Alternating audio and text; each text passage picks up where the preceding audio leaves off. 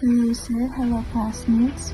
We are discussing external parasites reported by Feliz Dimla, Lori Jean Rodriguez, Audrey Villalon, Luisa Tubuyan, and Cherry Ann Pasuki. Ano nga ba ang external parasites? Ang mga ito ay mga peste na nakatira sa labas ng katawan ng manok o sa kanilang paligid, kilala rin sa tawag na ectoparasites. Ang epekto nito ay naninipsip sila ng dugo, kumakain ng balat o sumisira ng balahibo ng manok, na nagdudulot ito ng pangangati, matinding stress sa manok at nagdadala ng iba't ibang sakit. Ang mga suspects o mga sanhi. Kilalanin natin ang mga salarin na madalas umatake.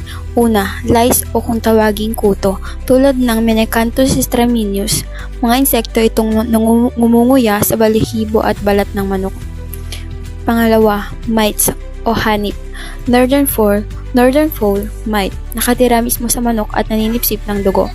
Pangalawa, red mite. Traitor ito dahil nagtatago lang sa kulungan ng umaga at lumalabas para kumagat sa gabi. Scaly leg mite, inaatake ang mga paa ng manok kaya ito nagiging magaspang o sugat-sugat. Fleas, pulgas, gaya ng stick bite flea, kadalasang nakabaon sa balat sa paligid ng ulo ng manok. Pang-apat, ticks o kung tawaging garapata, mga arachnids na naninipsip din ng dugo at mabilis magkalat ng sakit sa buong manukan. Ectoparasites, mga organismo o peste na naninirahan at kumukuha ng pagkain sa labas ng katawan ng kanilang host o ang manok. Iwas stress tip, siguraduhing malinis ang kulungan para hindi pamahayan ng red mites na madalas magtago sa siwang ng kahoy tuwing umaga. Why they matter? So dito, kaya mahalaga ito dahil kapag may sakit o peste ang mga manok, bumababa ang kanilang production ng itlog at timbang.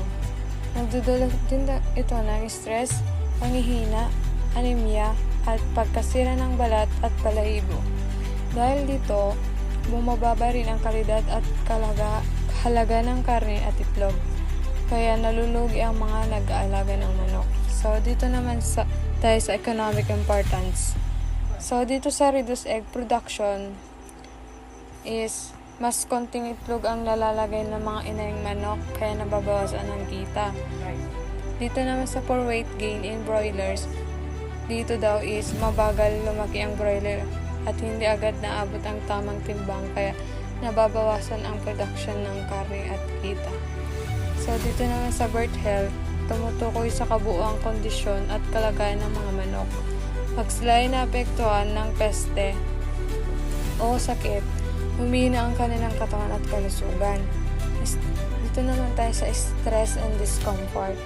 Nakakaranas ang mga manok ng pagkairita at hindi comfortable kaya naapektuhan ang kanilang kilos at pagkain. Dito naman sa anemia. Dahil sa pagkala ng dugo o mahinang kalusugan, namumutlang palong ng sinyalis ng panghihina. Dito naman sa skin damage and secondary infection, ang mga sugat o gasgas sa balat ay maaaring pasukan ng mikrobyo at magdulot ng karagdagang infection. So, dito naman sa feather damage, maaaring masira o maglagas ang balahibo kaya mas nagiging mahina at hindi protektado ang manok. Sa carcass quality, ito naman is tumutukoy sa kalidad ng karne at itlog. Kapag hindi malusog ang manok, bumababa ang kalidad at halaga nito sa pamilihan. Who gets affected?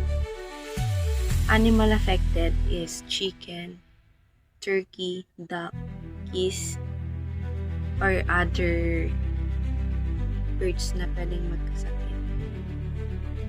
Chicken is eto po yung commonly affected dahil they are often raised is large flock. Madali daw po silang dumami. Kaya madalas po is pwedeng magkahawaan or pwedeng ma-injured. So, sa turkey naman po is, ito yung madaling mahawa sa mga sakit from other infected birds. So, ducks naman sir is, yung bibi naman daw po is maaring mahawa or magkasakit sa mga kontaminadong tubig or may mga dumi ng bibe or mga manok. Doon po maaaring magkasakit ang bibe. So, yes naman po is maaari naman po itong mahawa sa pagkakaroon ng sakit mula sa maruming kapaligiran o may mga sakit na ibon or manok. And for the other animal poultry naman po, tulad na lamang ng pugo, kinea fowl, ay maaaring mahawa sa kung anumang sakit na meron sa iba pang ibon. And sa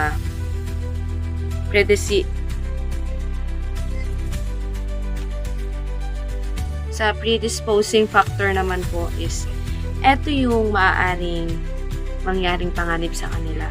Lalo na kung siksikan or masikip yung kulungan nila, is pwede pong magkaroon ng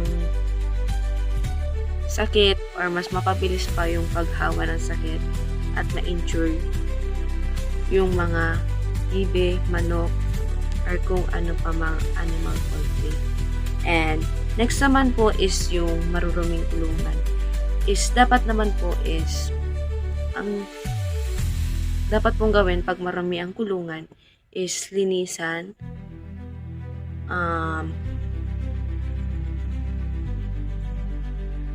sprayan natin ng panlinis para hindi mangamoy. Ganun. At mabawasan yung bacteria or kung ano man na nakakalat sa lugar na yun. So, susunod naman po is no quarantine. Lalong-lalo na kapag kakarating lang ng hayop is pag hindi po natin sila kinarantine is maaari po yun yung magdadala sa atin or magdadala sa poultry natin ng sakit. And lalong-lalo na rin po kapag alam na natin may sakit, yung alaga natin is dapat ihiwalay or i-quarantine na natin. Yun na lamang po. Thank you. Spotting the problem, treatment and prevention. Signs and symptoms. Restlessness, constant cleaning. Ang restlessness and constant cleaning, isang symptoms yan ng external parasite dahil kapag hindi sila nakakapagpahinga and naiirata sila constant cleaning. Yung preening, yun yung ginagamit nila yung beak nila para scratch yung feathers nila. Then, feather loss, especially around the vent. Yun, nakikita mo doon na meron siyang external parasite. Then, tail comb and water, signs of anemia.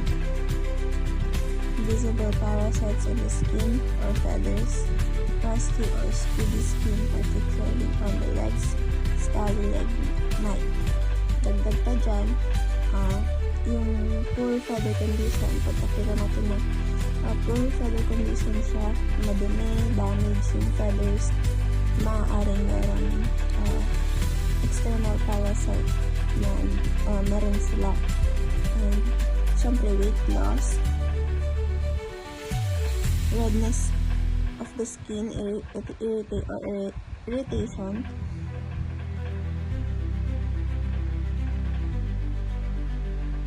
and several cases na nabubuo or meron ang mga symptoms na yon is yung anemia or blood loss, stone growth in young chickens, increased susceptibility and disease, death in extreme infestation, especially in chicks. Then yung mga common external parasites na nakikita sa chicken is chicken mites, chicken lice, tick, and flea. So, yan. Spotting the problem and treatment and prevention. Here's how you will know kung may parasite ang manok and what you can do. Second slide, how to confirm. Check the chicken closely. Hiwalayin ng konti ang feathers para makita ang skin. Inspect the coop, lalo lang mga bitak at pugat. Pwede rin gamitan ng microscope para sigurado. Third slide, taken ng action. Treatment and prevention. Gumamit ng approved powders, sprays, o washes against parasites. Sundin lang ang tamang dosage. Prevention. Panatilihing malinis at tuyo ang coop para may sapat sila na hangin. Maglagay ng area na may buhangin o abo kasi dito nila kinukuskus ang sarili nila para matanggal ang parasites. Iwasan din ang siksikan. Also, regular na i-check ang kalagayan ng mga manok.